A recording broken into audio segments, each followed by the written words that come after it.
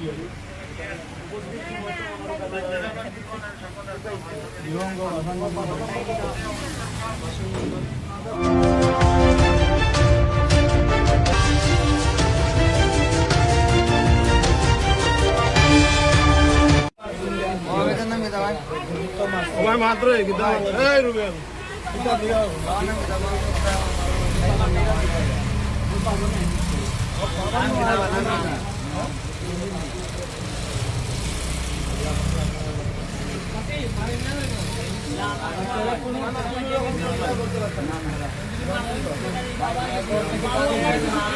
আসসালামু আলাইকুম। ঘন্টা 2 ঘন্টা আগে আমাদের শিবগঞ্জ মৌচাক সাইফা সামিটের সামনে আমাদের বড় ভাইরা বা এলাকার প্রতিবেশী যারা আছেন ওরা ধরেন মেয়েটাকে হঠাৎ হেঁটে যাচ্ছে দেখতেছে, তখন তারা উদ্ধার করছে মেয়েটাকে। তখন মেয়েটা মানে বাড়ি ঠিকানা কিছু বলতে পারে নাই। প্রায় 1 ঘন্টা প্রায় 20-30 জন মানুষ অপেক্ষা করছে।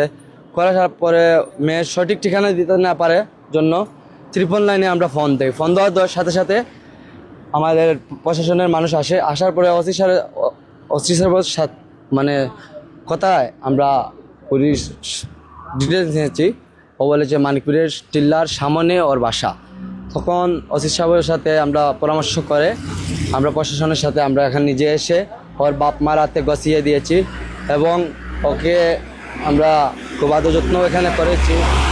আমরা সব মা বাপরে একটাই কথা বলতে চাই, আপনারা বাচ্চাদেরকে স্কুলে দেন, কলেজে দেন, যেখানে দেন ওদের সাথে থাকবেন, ওদেরকে একটু সচেতন রাখবেন দয়া করে। আমি 21 নং ওয়ার্ডের একজন ভারপ্রাপ্ত কাউন্সিলর, আমি দয়া করে আপনাদের কাছে এটাই বলতে চাই যে বাচ্চারা হলো আমাদের ঘরের সুনামণি, ওদেরকে দয়া করে আপনারা চোখে চোখে রাখবেন। আমরা ওই 999-এর ফোনে আর কি আসছিলাম।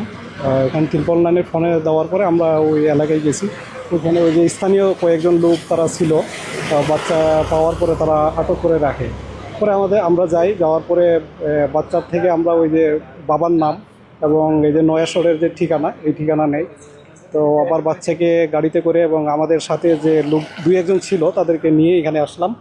আসার পরে এখানে তার মা এবং বাবা তাকে চিনতে পারছে এবং বাচ্চাও মা বাবাকে চিনতে পারছে।